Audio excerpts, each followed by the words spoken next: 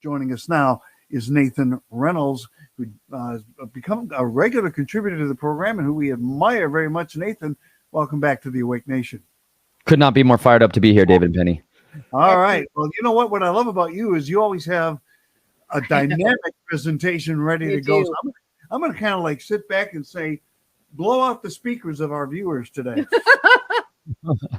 Well, you know what? Today I wanted to talk about something that, when we first did my first show with y'all, we brought up a lot of kind of my history and my background. And there's some aspects to that I'd like to be able to break down a little more clearly for folks in regards to what are sleeper cells and how covert operations perform surgical strikes here in the CONUS, the continental United States, and how they do that against American citizens. And so this is kind of an area that a lot of people, I think, have this illusion about how society governs and operates and how it functions, and then how our government works, in our better interest in order to take care of us and provide for us safety and peace and all these like illusory words that they've given to us to say, we're the government and we're here to protect you and help you.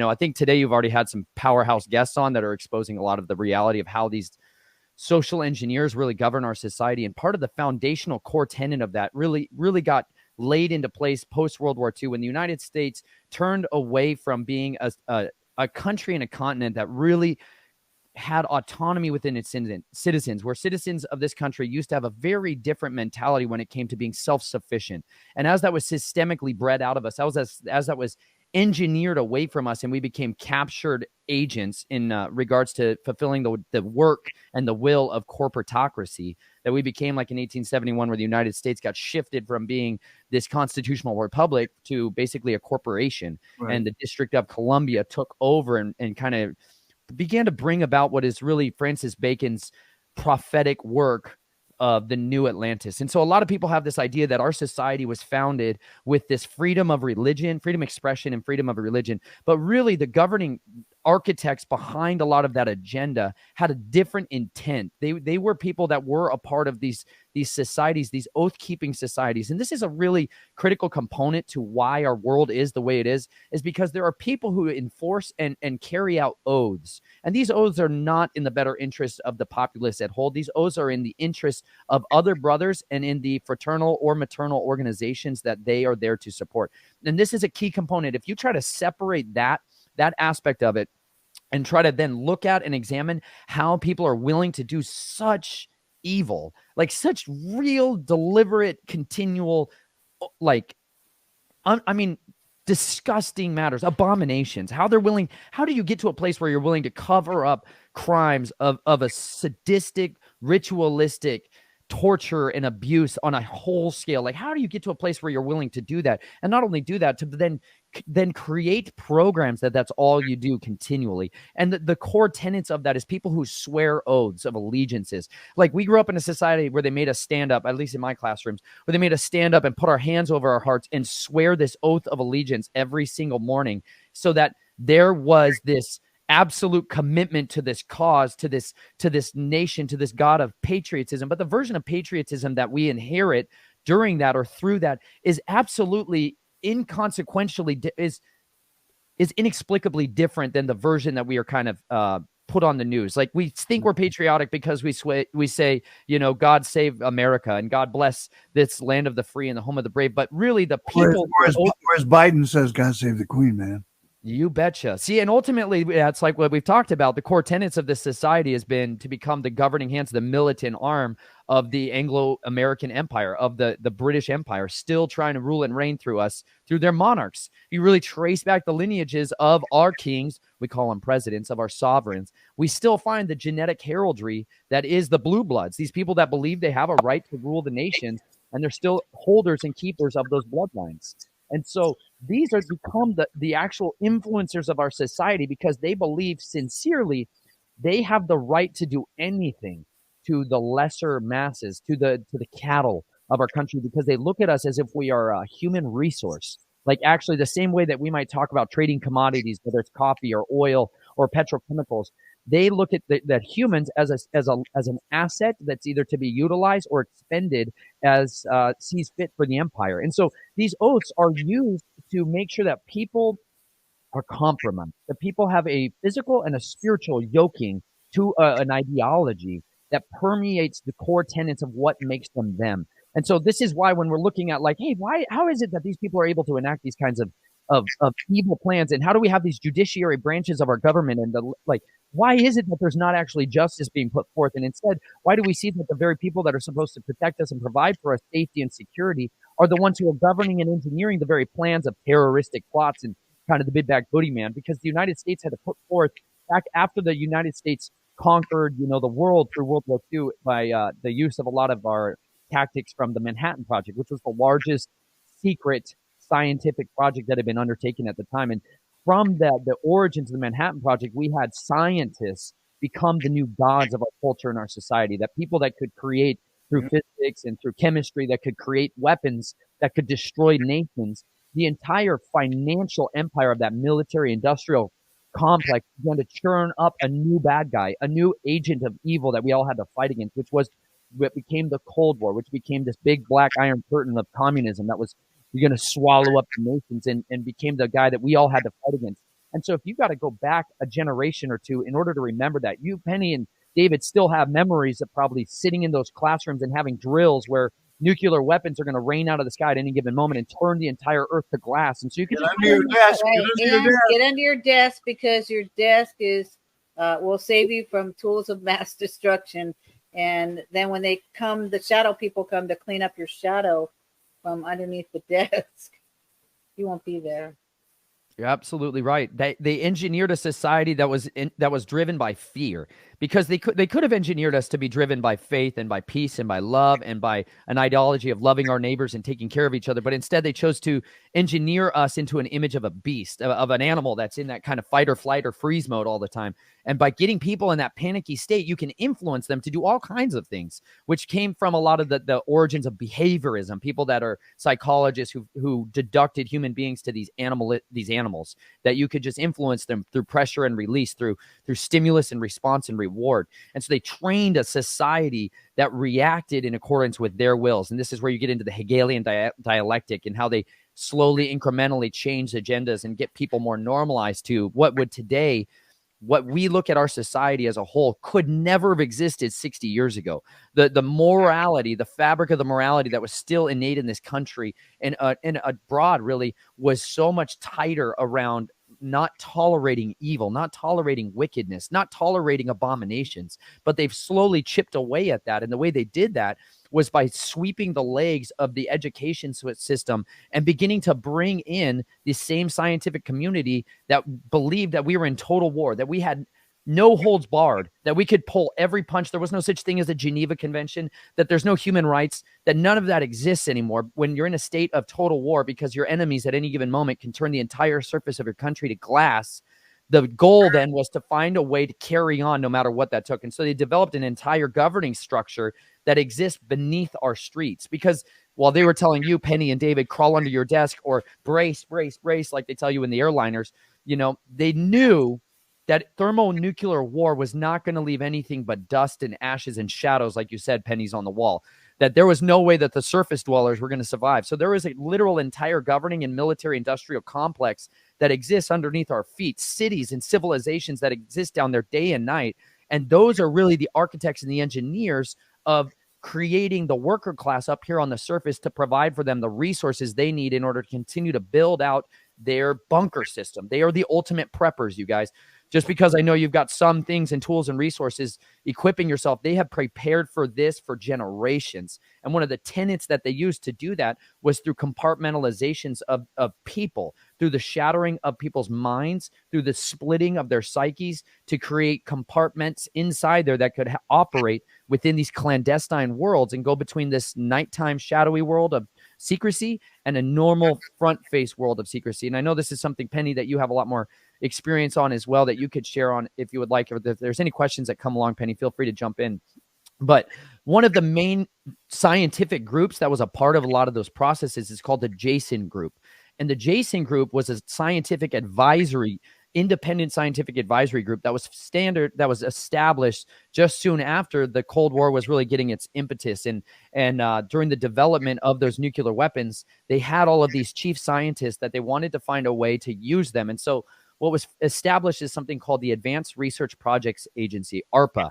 today they've added defense to the beginning of it. So this is where you hear this word DARPA, which is kind of one of the engineers for research and projects that are very much more clandestine in their nature. And so this kind of works within the black budget side of the United States military.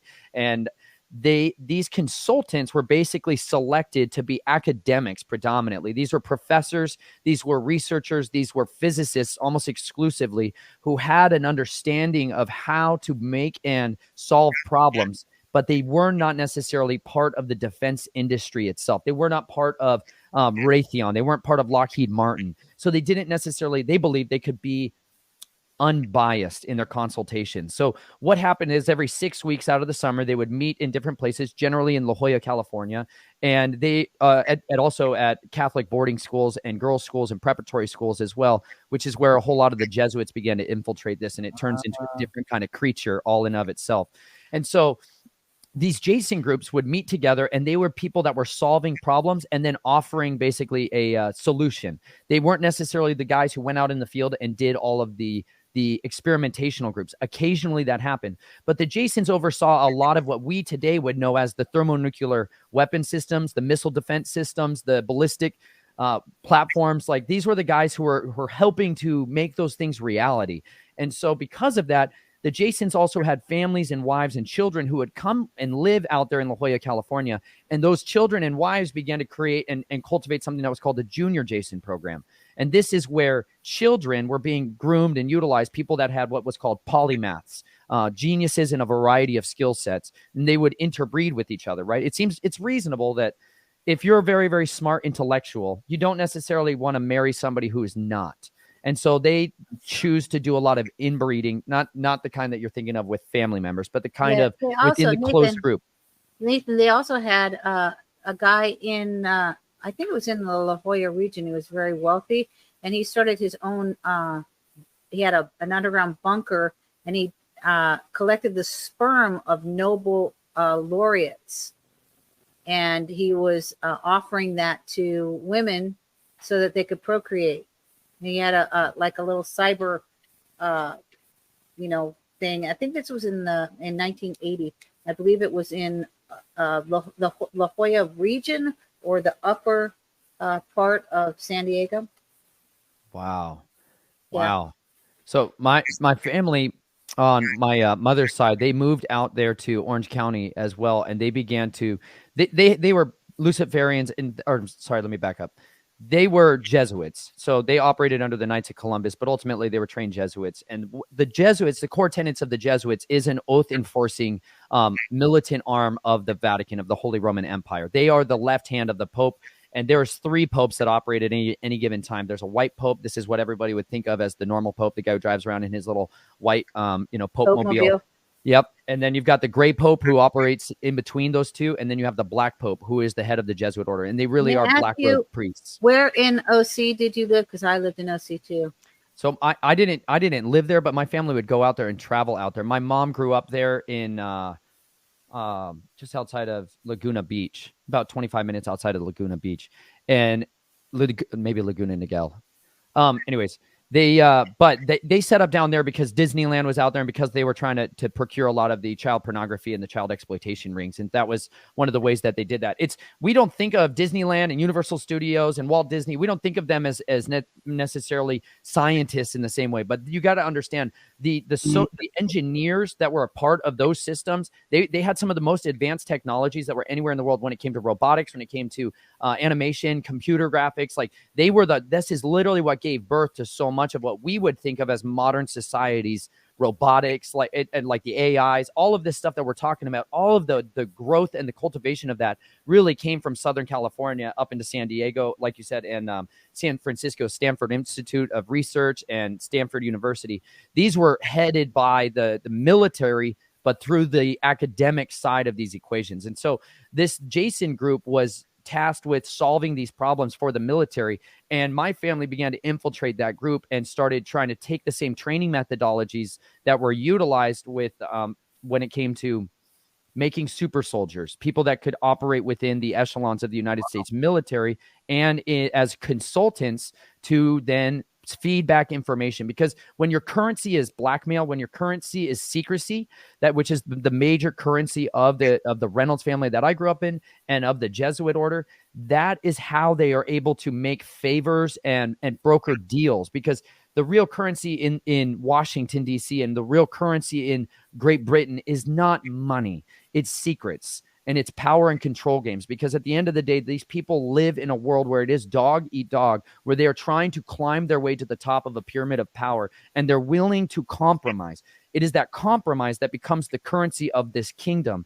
And if you're not willing to compromise, you're not allowed to come in through the door, because then they don't have a means of leverage against you. And so if they can't control you through your price, they're going to find your vice. And these are the two main mechanisms that they use to leverage society and leverage individuals, to compromise them and get them to go within the direction of what they want to happen. And someone who for those of you that are interested in the Jason group more, there's a book that is written by this woman, Anne Finkenbeiner, and she wrote, this is called The Jasons, The Secret History of Science's Post-War Elite. And this is an invaluable research tool for those of you that are wanting to find out more about this secret scientific society that became publicized back in the 1970s.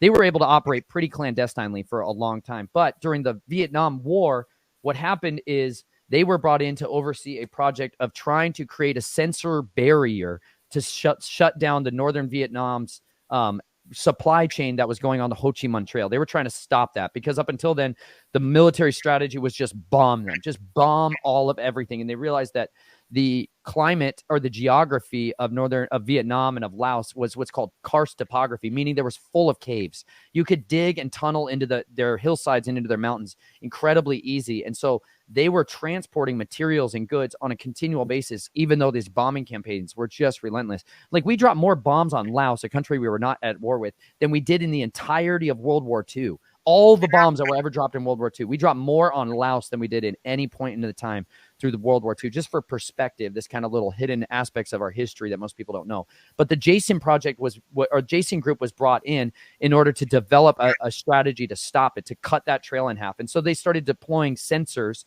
that would communicate.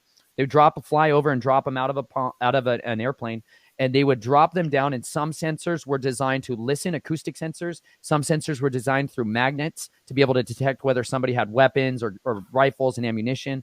And then they would communicate that to computers back at a certain specific base. Those computers then were showing the Air Force where people were moving back and forth. Then the Air Force would deploy planes to drop bombs and munitions, or artillery to drop strikes directly on those targets. And this was one of the methods that they used. Well, that whole secret project got publicized. And when that happened at the time back in the 1970s, as you guys can remember, the anti-war sentiment was at its highest towards the late 60s and 70s. And so the culture of the scientific community thought this was detestable, and they really began to protest against. These were Nobel laureates, like you just said, Penny. A huge percentage of these guys from the Jason projects become Nobel laureates over the course of their life. These are the smartest people, some of the smartest people, arguably, in all of the scientific community, and were well-known researchers. And so their names began to get published, their identities, their families began to get threatened, and it turned into no longer the kind of the dreamland years where they were everybody's hero in the 1950s and 60s. The Jasons were like the best of the best, but then they became these pariahs in society. And so they had to change some of their tactics and strategies on how they met and how they operated. And one of the things that began to get birthed out of that was something that was called the Jason projects. And this is what the major focus shifted on in the Vietnam War. A project was launched called Operation Phoenix. Now, Operation Phoenix was a training program for assassinations and torture and extraction. And they began to release hunter-killer teams, special kill teams all across northern Vietnam, southern Vietnam, Laos. And their job was to use any means necessary in order to eradicate this is counterinsurgency warfare. This is what we would call counterterrorism today, but this is how they decided to do that. And they assassinated and butchered and killed anywhere from 400 to 600,000. When you actually go and interview guys who are part of the Phoenix Project, they list the numbers at 6 million individuals that were killed through this project. The Phoenix program got evolved over time to be brought over here to the United States through what was the new Phoenix program, or Project Pegasus. A man named Chip Tatum did an incredible breakdown on it. You can see it on YouTube. He's got a 12-hour interview with the guy. I can't recall his name right now. Anyways, he did a great interview breaking down the Pegasus program. And these programs were really engineered towards the youth. And this is a strange thing, I know, for a lot of people to get their heads around, that children are one of the major functions within our secret societies and within the military industrial complex, that children and child assassins and child spies are the preeminent secret weapon that is utilized in the United States against our enemies, both foreign and domestic. That type of information is what has become the new Manhattan Project. It is the most guarded state secret, because if you start to admit and confess that, yes, we have been training up children from birth in order to become secret agents for the United States military, this is going to become a whole other Pandora's box of what else is revealed within that program. I'm going to see if I can, okay, because this is a really beneficial website, y'all. For those of you that are really wanting to actually research and study this out, this is a website that's called whale.to. And this one just goes over killings, but it is an incredible database for those of you who really want to know, how does all this work? How does all this function? How do these kingdoms operate? I just sent it to you through the chat there, Penny, so you can pull that up, and maybe you can David, can you get it? So in the chat? I'll just while they're working on that, y'all, I'm just going to read to you a little bit of a breakdown on some of what is actually been going on out there, because I think there's an illusion that people have about how our societies operate, and they don't understand the mechanics of assassins and what spies and how espionage and counter-espionage works in the United States. And the major focus of that is to create people who are mind controlled.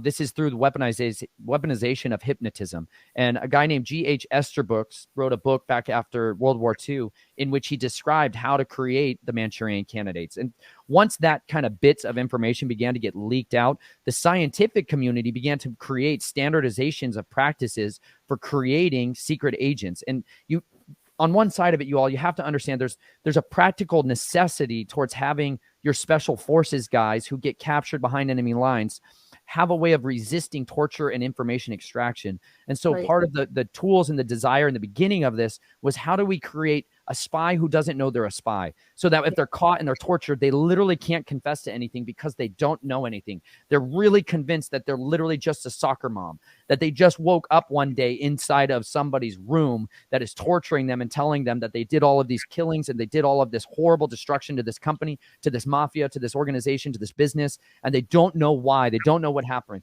This is a sleeper cell. This is somebody who is trained and encoded with a whole other personality that they are not co-conscious of, that they don't remember, that they don't have any connection with. And so because of that, that information is locked up. And no matter how much they're tortured, no matter how much they're coerced, they cannot confess to anything because it's not there. And this is what really got engineered through what we would call today MK Ultra, which was a scientific name that was ascribed to one of the projects that the Central Intelligence Agency and other alphabet soup agencies were doing to try to be able to create what was the best weapon that could exist, which is a spy that doesn't know they're a spy, which is somebody that could be your drug mule, your child assassin who doesn't know that they're an assassin, that everybody just thinks they're another fourth grader. But were you able to share that there, David? If you go to Whale, just a second here. Okay. So part of that Phoenix program and the Pegasus program that got launched in the 90s brought with it the Jason projects. The Jason projects were founded as a school education system. There you go. So now if you want to go from there, David, this is okay. So for those of you that are looking at the screen here, what this is a website that goes into details on what's called democide. Democide is the individual murders and killings of people through secret agents. Okay, this is like governments that kill their own citizens. Today we say in we have this idea that our government doesn't kill its own citizens, that the Central Intelligence Agency's charter says they're supposed to work internationally. However, within our governing structure is like the head of the Central Intelligence Agency quoted saying that we use metadata to kill people. I'd like you to talk about whether you're comfortable with that operational capability. If so, why? And how often is it used in the ways that David described? Yeah, first of all, David's description of what you can do with metadata, and quoting a mutual friend, Stuart Baker, is absolutely correct. Okay, we kill people based on metadata. But that's not what we do with this metadata. Okay? Thankfully. Wow, I was working up a sweat there for a second. Okay, and he said they use surgical strikes. And the surgical strikes they're talking about, y'all, comes from tiny little things like this is what they're talking about when they say surgical strikes. Scalpels. Like they mean precision killings. They mean assassins who go about and stalk people and eliminate them, and they'll make it necessarily not look like an assassination, like dumping somebody off of a bridge. Yeah, like one of the main ways they do that is not through firearms. It's not through bombs. It's not necessarily through car accidents. The most reliable ways are getting people to be pitched over a cliff and they fall to their death, making things look like suicides. The goal is generally that you can get people look like they suicided themselves or they died of natural causes, that they drowned, they were asphyxiated, but really like they were just really drunk and they took too much opioids. So anytime you see that somebody died of, an overdose, or anytime you say that they died of barbiturates and alcohol, this is because a lot of times people go in and give them a high dose of morphine. And this is hard to detect, and most people aren't going to detect it. And autopsies are rarely done when it looks like a normal death. But this website goes through all kinds of different assassinations and individuals who are part of this and various agencies and agendas who have been perpetrating this for a long time. It also reveals a lot of the more recently declassified documents because there's been a lot of data dumps as of the last couple of years. And these folks have gone through and posted that in a way that you guys can find it. And so from there, David, if you go, you can click on Project Phoenix. If it's alphabetized, if you go back to that main page, you can go to Phoenix Program, and that'll help you to navigate through what a lot of it is that I'm talking about today. I'm going to send you another link that you can get ready to also share when it comes to the Jason projects, because the whole basis of this, they found that you really need to start this at a very young age. In order for it to be most successful is you needed to train up children in order to accomplish these tasks. And the main overseer of that project is a man named Robert Ballard. Now, this is going to start to flag some people's minds and get them real curious about who these people really are and how they function. But this is from a website called jason.org. And Jason's learning program is a project that was designing a curriculum for K through 12 students to be able to have access to mentorship, is what they call it. And what that really means is they have people that are active in these agencies and active at the top upper echelons, Jasons themselves, who are willing to train and program and handle children through what would be a gifted or talented learning program. They call it a lot of hands-on, a lot of alternative learning. And this is an entire other component of what is called Operation or Project Talent that deserves its whole show in and of itself. But Robert Ballard, the guy who is the founding and architect of this, was born into a family. If you go to, I'll just post this a little bit later, but you can go to that other link that I shared with you, David. I'm getting there. Just give me one. Awesome. No worries. I'm running and gunning here. I know I'm talking relentlessly. You're doing a great job, though. But Robert Ballard was a son of a military intelligence family who was very connected in a unique area of his life. And his military career got started in 1965, and he ended up transferring to the United States Navy. And he was approved, and he ended up retiring as a commander. Okay, and so this is just like what you would call a sanitized history of an individual. But if you start to learn how to look between the lines, what you'll find out is that Ballard's dad, where is it? Right here.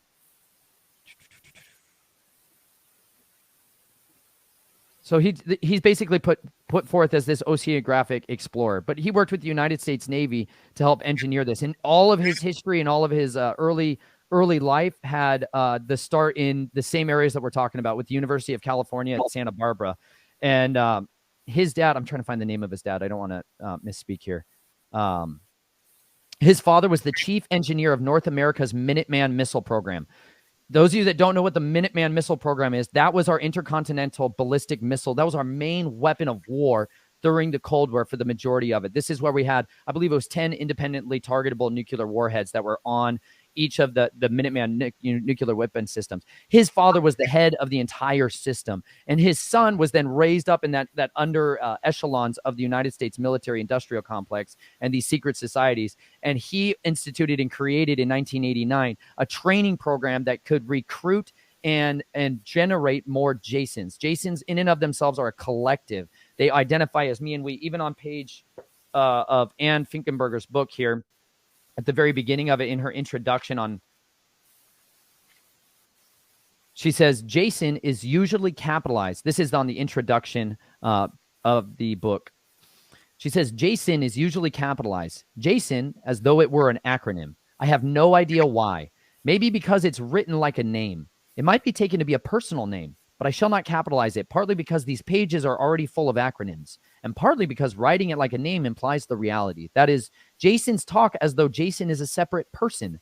Their pronouns of choice for Jason are not first person, we, but third person, they or it. They talk as though Jason were sort of a collective organism. But from the minute I first heard of these ground rules, I understood I was going to have to get a sense of the collective without ever seeing it function. Even without the ground rules, the classification of their meetings meant I couldn't watch them work together. I would have to reconstruct the collective by talking to individuals to show Jason through Jasons. And this is how this compartmentalization of this program has gone. If you want to click their if you go to that About Us tab there. Okay. About Us. Let's see. Oh, yes. You go to corporate and institutional partnership. You got it. And this is y'all, how, if you want to learn how to do research, you guys, this is one of the most critical components that you can ever learn, is start to study the origin story of anything you want to actually dig your claws into. And if you go ahead and open that, click that Learn More right there, David, that yellow tab, orange tab there. Yeah, go ahead and scroll down there. So this, y'all, if you notice now, these are the sponsors of who's training up your children. So if you go to a school, like there's schools, now there's hundreds of schools all over the country that utilize this program. And if you start to, they've had 10 million students as of today who have gone through this training program, all right, which should give you a very screaming, scary concern when it comes to who and how many of these assets does the United States military have under its control, or do these alphabet soup character agencies, these corporations, like you see here, we've got Chevron, we've got Next Breath, we've got NC State, we've got the National Institute of Science and Technology. Yeah, NOAA. So like the Smithsonian, all these people that are the gatekeepers of our society. Dell. Yes.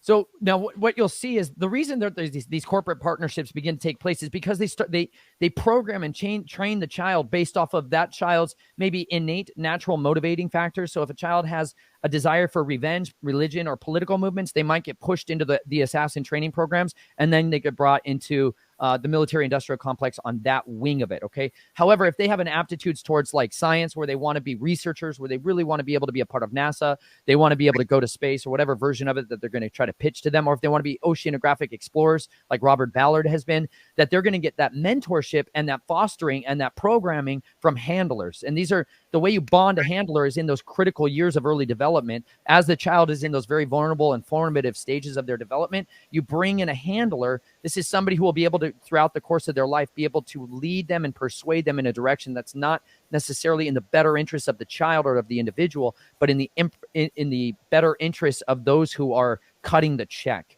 And so these people right here, I would encourage each of you to click those Learn More tabs and start to explore and dig into the coffers of these agencies. And what you're going to find is this is how they recruit people that are cult loyal, that are loyal to the agency, that are loyal to the corporation. And this is how they're able to institute what we would see as an impossibly complicated and an overarching hand of evil that is engineering our society in a totally different direction. It's because they have their yes men in place already for decades. And this is why when you try to come out with this type of information, or you try to break out of these systems, you try to become a whistleblower against one of these companies, you're like, hey, I have information about major embezzling that's taking place here at this Wall Street hedge fund. I would like to report it. And so you go ahead and try to become a whistleblower. And instead you find out that all of the checks and balances that are supposed to be there to help you be able to come out with this information is only there to find out and identify dissidents, people that are not willing to go along with the task. And so this program is what was utilized by myself, that I was brought up in, and this is really where the leaders of these movements have their fingers on the hands and the necks of and the gifting and talents of children. And so this is where I got a lot of my start and cut my teeth on before I got publicly brought into the United States military, when I was emancipated to the United States government as a junior in high school, 17-year-old. Wow. Absolutely incredible. Absolutely incredible. There's another component of this that is really critical to understand, and that's how these agencies utilize. I'm going to send you on another document, David, that you can pull up for those for folks that are wanting to be able to read this for themselves. This is on the new Phoenix program, which is really the impetus. And this really had its foundation in the headquarters. We're in Phoenix, Arizona, and still are to this day in Phoenix, Arizona.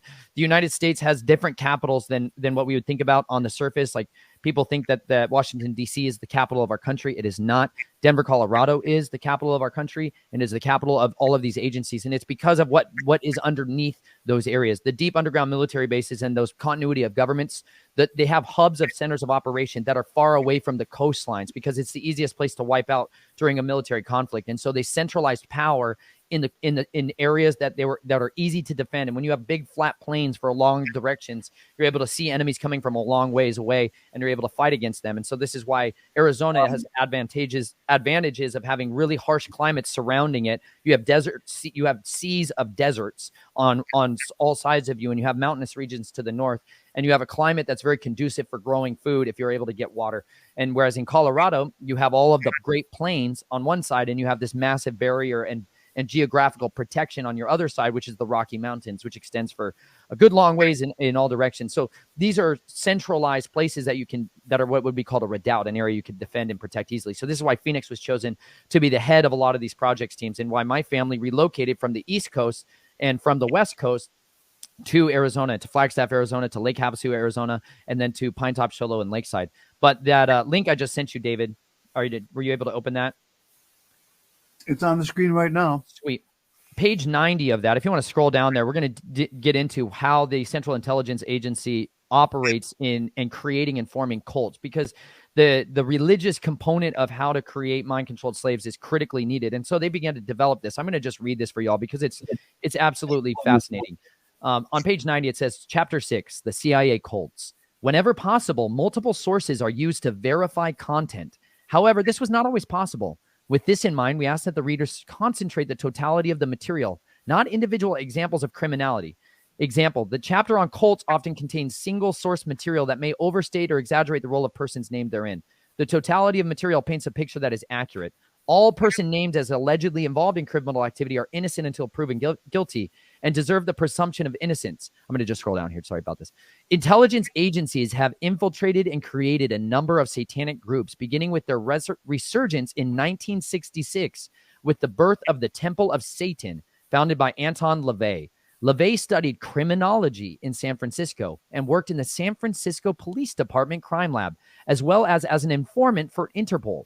Prior to the Temple of Satan, LaVey ran a group called the Magic Circle. LaVey's most famous associate was the NSA's Army Lieutenant Colonel Michael Aquino. At the time of his membership in LaVey's group, Aquino was an Army specialist in intelligence and psychological warfare. In 1973, he became the executive officer of the 306 Psychological Operations Battalion, contemporaneously with his founding of the Temple of Set.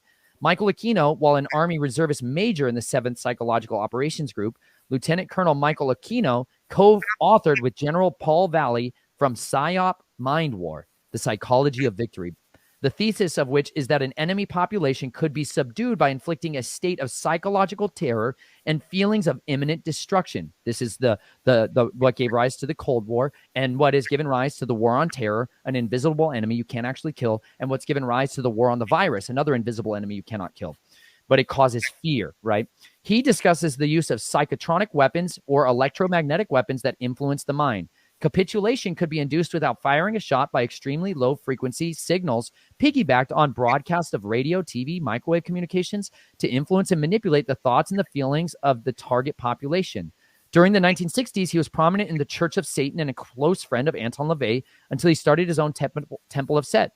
A police intelligence report dated July 1st, 1981 reads, "The Temple of Set is a group with hundreds of members that operates on a national level.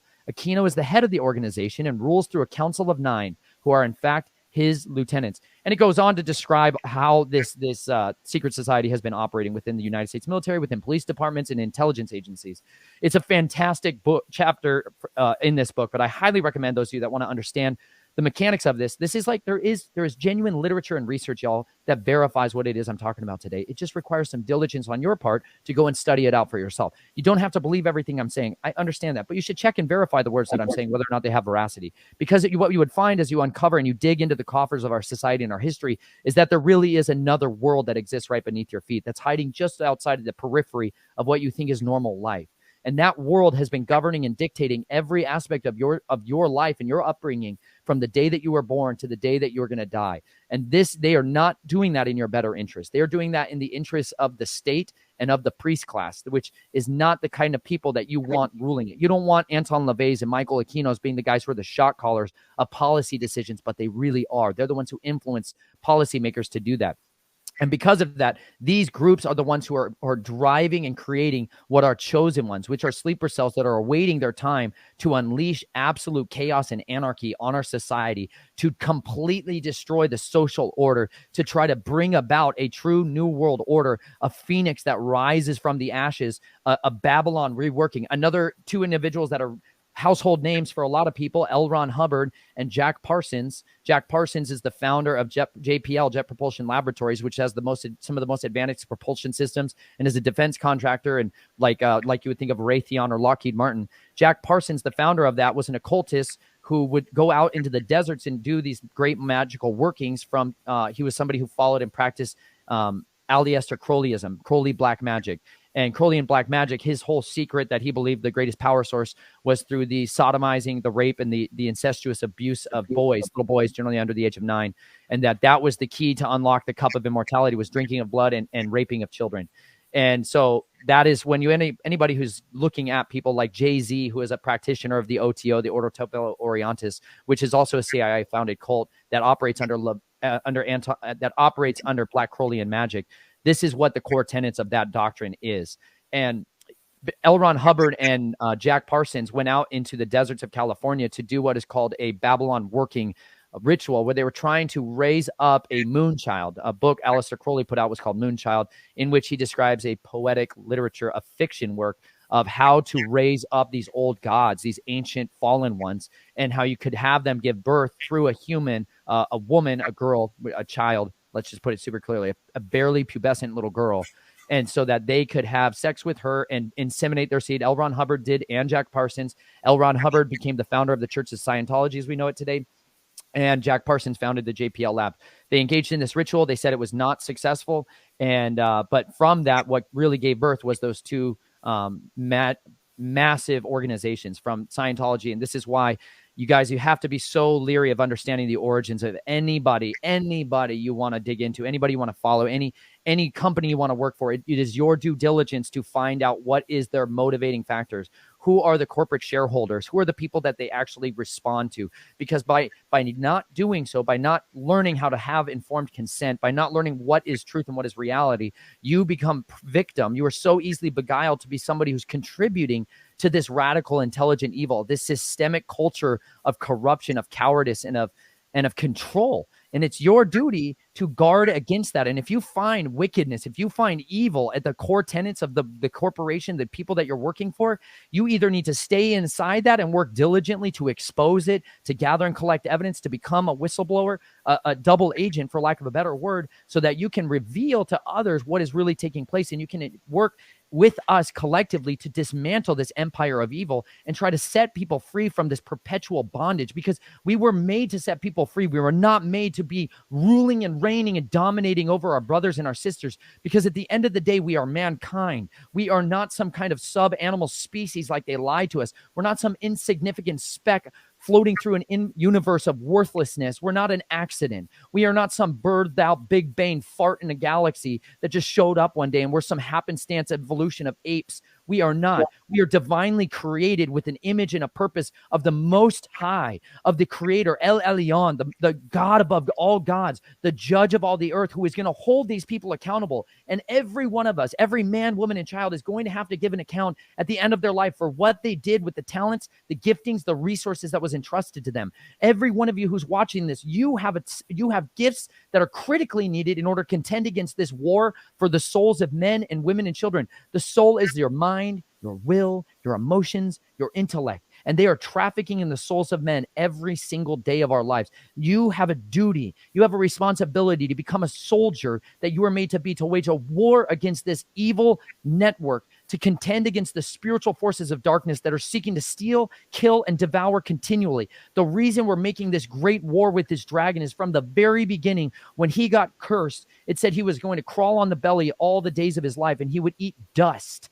His food source is dust. and mankind was made from dust, and from dust we come, and from dust we return. That is why they must consume life. They must consume our souls. They must drink our blood and eat our flesh in order to live. And when people give themselves over to compromise, they give themselves over to the influence of that kingdom of darkness, and they become his ambassadors on this earth, where we instead are supposed to be the ambassadors of love and of truth, who are absolutely committed to only seeking the deliverance of all of the people who have ever been entrusted to us. Wow. That's absolutely incredible. By the way, we're going to take that link to the Jason project. It's actually a PDF. We'll make that available for download directly from our website today, awakenation.tv. We'll put it in the description of the program. People can download it and look at it for themselves. It's quite prolific. Absolutely. It is. It's very, the information that you're disseminating is very important. I did study Jack Parsons also, and he and his wife, I think, ended up with, the name's eluding me right now, Kenneth Anger, who is also a Satanist, and Kenneth Anger is James Franco's mentor. If you know who James Franco is. And they were trying to usher in the Antichrist. Yes. And this is at the core, like, this is why people need that. If you can get free from the religion of scientism that has been perpetuated over our society, that we are not created, that we are an accident, if you can break free from that paradigm shift and start to understand there really is a spiritual world out there, there's realms that are beyond our physical senses' ability to see, that are operating all around us, and that we can become contributors to either side of that kingdom. The priest class that exists in our society really are the ones that are still making the decisions. The true policymakers are influenced by individuals who are communicating with these spirits in order to advance these agendas out here. The people that you would think of as Hollywood actors, like, why is Tom Cruise's career so prolific and so successful? Because the man has rooted himself in this occult workings. The man is a sorcerer. The man is a sorcerer. Okay, the reason he's able to spellbind audiences is because he's possessed like them. He's possessed by them. Like, this is why, like, actors and celebrities, they call it method acting. And this is literally where they become possessed by the spirit of these. They used to call them the muses. Okay, this was a Greek word to describe, like, well, this is where we get the word museum. Like, this is where we get the word music. This is like where we get the idea that there are spirits floating around. This was the Greek concept, that there were spirits floating around, and one of those classes of spirits were called muses, and they were the ones who would inspire people, literally a spirit coming down into somebody and giving them an idea. They didn't believe that ideas came from us. They believed that we were people that physically could carry out the ideas of the spirits. And this is what, like, Gerald Butler, when before he did the film 300, he was King Leonidas in the film 300. Out of his own lips, he said, I channeled the spirit of Leonidas. I would empty myself of him, of myself, and I would call on him to come into me, and he would possess me. Like, this is like from their own lips, you guys. People they're not understanding that these celebrities, these stars that you're worshiping, it's the same old religion that people from antiquity have been worshiping, the stars and the moon, the sun, and the heavenly hosts. Like, this is idolatry. And yes, it is literally Keith Ledger did that too. Keith Ledger channeled an entity for the Joker. Absolutely. And it's the same entity that required what? Yes, but like the death. And by the way, there's another guy that you can dig into if you want to study assassination programs. Go ahead and study. Anytime you see one of these people who pops up dead and they're like, oh, he died of a drug overdose. And people are like, oh yeah, those celebrities, they're always high all the time. They just keep killing themselves. And they're like, why are all these 27-year-olds and musicians killing themselves? You're like, it's not like that. There's a completely other agency that's involved in making sure to stomp out these things as they come to pass. But I have an eager desire for people to begin to peel back these scales of deception that have been systemically placed over your eyes. And if y'all would spend some time, like I brought up 2 books today, The Black Awakening from Russ Dizdar, like the rise of the satanic super soldiers. He has more references in the back of this, like the mind mind control and the military. Just this page alone, y'all, there's references in there, other books that he references, like Secret and Lies, The Sisterhood of Spies, Unmasking Satan, Military Mind Control. There have been so much published works, y'all, of people that have been trying to expose this stuff and bring it out, like Psychiatry and the CIA, The Victims of Mind Control, The Search for the Manchurian Candidate, Unshackled, A Survivor's Story of Mind Control.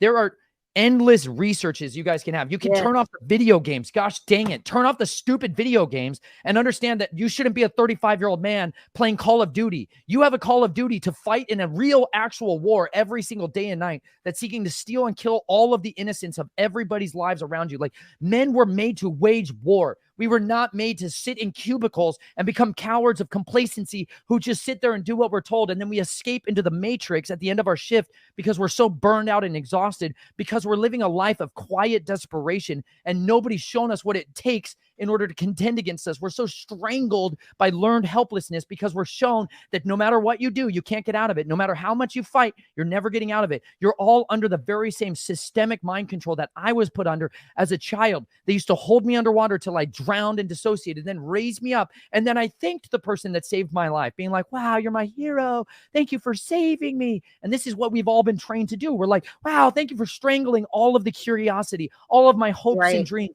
Thank you for teaching me that nothing out there matters, that I am worthless and I have no purpose except for waiting for my retirement and my 401k so maybe I can go play some golf and I can die a miserable, meaningless life. They've ruined us. But if y'all would turn back to studying and researching for yourself, you could be set free in such an incredibly powerful way, because it is an information war. And the more equipped we are with credible, verifiable information, and we learn how to communicate that, the better we're going to be able to set others free.